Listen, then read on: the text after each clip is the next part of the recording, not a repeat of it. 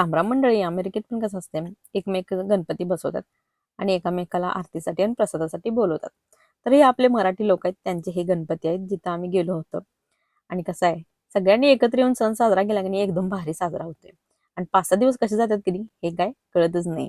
एकदम भारी वाटते 5-6 दिवस गणपतीचे. तर ज्याला जमल तसं त्यांनी प्रसाद घालतात. कोण गौरीचं पूजन करतंय, कोण सत्यनारायणची पूजा करतंय. तर अशा पद्धतीने हे 5-6 दिवस सगळं चाललेलं असते. त्याच्यामुळे कसं आहे, सगळेजण एकत्र येतात आणि सगळं जेवण वगैरे चालू असते. तर एक दिवस काय केलं आम्ही, शिरा बनवला, खीर बनवली, भात, आमटी, छोले हे असे बनवले आणि 5-6 दिवस लोकांना थोडे थोडं करून बोलवले.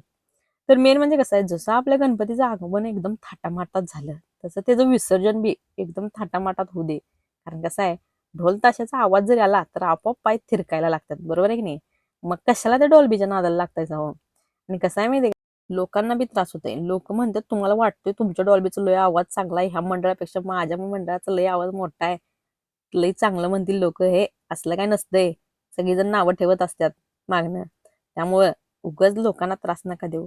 आपला गणपती एकदम थाटामाटात आलाय, तसा थाटामाटातच विसर्जन त्याचं झालं पाहिजे. मग बरोबर आहे ना?